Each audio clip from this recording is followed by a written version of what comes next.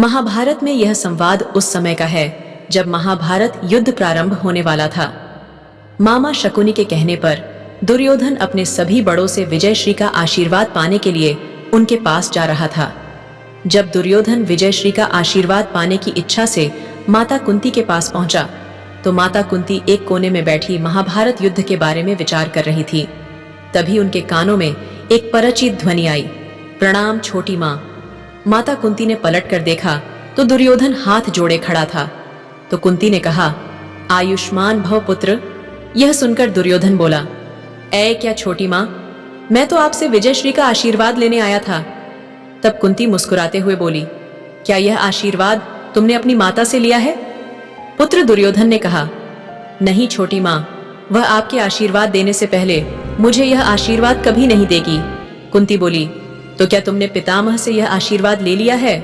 पुत्र दुर्योधन ने कहा, वह तो मेरी सेना के प्रधान सेनापति हैं। छोटी माँ, मैं इसी को उनका आशीर्वाद समझता हूँ।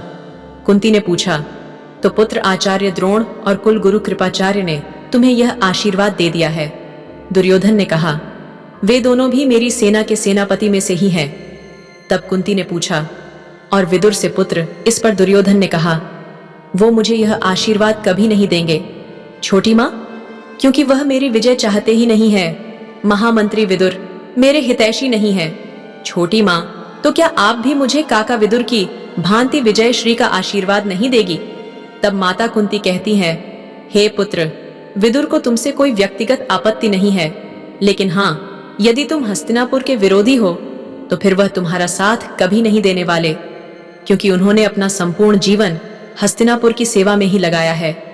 वे हस्तिनापुर के हितैषी हैं पुत्र, और तुम्हारे भी हितैषी हैं पुत्र। बड़े यदि किसी भूल पर टोके तो उनकी ओर से मन मैला नहीं करना चाहिए। यह सब सुनकर दुर्योधन खामोश हो जाता है। तब कुंती दुर्योधन से उसकी खामोशी का कारण पूछते हुए कहती है, तो क्या मैं यह समझूं पुत्र कि तुम हस्तिनापुर के विरोधी हो?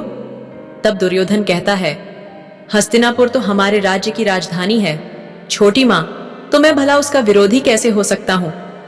तब कुंती कहती है कि हस्तिनापुर केवल राजधानी नहीं है, वंश यह नगरी तुम्हारी ज्येष्ठ माता है।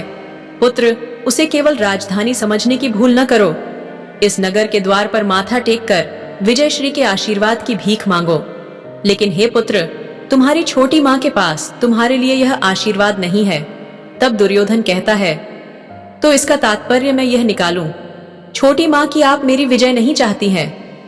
तब कुंती कहती है, मैं तो अपनी आंखों में आंसुओं को रोके हुए विजय और पराजय के बीच में खड़ी हुई हूं। पुत्र, पराजय चाहे जिसकी भी हो, पुत्र मुझे तो रोना ही है। मैं तुमसे प्रसन्न नहीं हूं, किंतु मैं तुम्हारा शव भी तो नहीं देखना चाहती, इसीलिए लंबी आयु का आशीर्वाद दिया था। ऐसा माता कुंती इसीलिए कहती है क्योंकि दुर्योधन ने कभी भी पांडवों का हित नहीं चाहा, बल्कि उनकी कुलवधू तक का अपमान किया था। कुंती आगे कहती है, यदि तुमने युद्ध करने की ठान ही ली है तो जो पुत्र तुम्हारी छोटी माँ का आशीर्वाद तुम्हारे साथ है।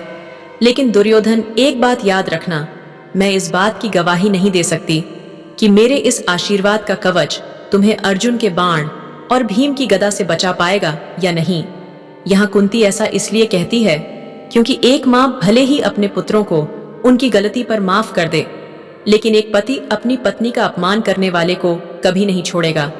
यानी भीम और अर्जुन दुर्योधन के साथ युद्ध भूमि में क्या करेंगे, इसका दुर्योधन को अंदाजा भी नहीं था। मित्रों, यह छोटा सा प्रसंग हमें बहुत बड़ी सीख देता है। दुर्योधन महाभारत का सबसे बड़ा अभिमानी व्यक्ति था, फिर भी वह माता कुंती से आशीर्वाद लेने क्यों आया? क्योंकि मामा शकुनी ने उसे सबके पास आशीर्वाद के बहाने उनका मन टटोलने के लिए भेजा था कि जाओ देखो कौन तुम्हारे साथ है और कौन नहीं है। लेकिन यह प्रसंग एक बात तो सिद्ध करता है कि बड़ों के आशीर्वाद में बहुत ताकत होती है। पांडवों को सभी ने विजयश्री का आशीर्वाद दिया था, लेकिन दुर्योधन को माता कुंती के अलावा किसी ने भी विजयश्री का आशीर्वाद नहीं दिया था। यह कुंती का बड़प्पन था, लेकिन आशीर्वाद फलीफूद होगा या नहीं, यह आपके कर्मों पर ही निर्भर होता है। पांडव हमेशा धर्म के पथ पर थे, इसलिए वे विजयी रहे, और दुर्योधन आरंभ से ही अधर्मी था, इसलिए उसे माता कुंती का आशीर्वाद भी नहीं बचा पाया। यहाँ शकुनी की कुटिलता भी दिखती है। उसने जानबूझकर दुर्योधन को उसके सगे संबंधियों के पास भेजा ताकि उसके मन में घृणा और बढ़ जाए और वह युद्ध में उन पर बिल्कुल भी दया नहीं दिखाए ताकि हस्तिनापुर का विनाश हो सके, जो उसका परम उद्देश्य था। तो दोस्तों, यह था माता कुंती और दुर्योधन के बीच संवाद। उम्मीद है आपको यह संवाद पसंद आया होगा। वीडियो पसंद आई हो तो वीडियो को लाइक करें, वीडियो को अपने दोस्तों और रिश्तेदारों में शेयर करें। चैनल पर अगर नए आए हैं तो चैनल को सब्सक्राइब करना ना भूलें और कमेंट बॉक्स में सच्ची श्रद्धा से जरूर लिखें। जय श्री कृष्ण, राधे राधे। वीडियो को अंत तक देखने के लिए आपका धन्यवाद।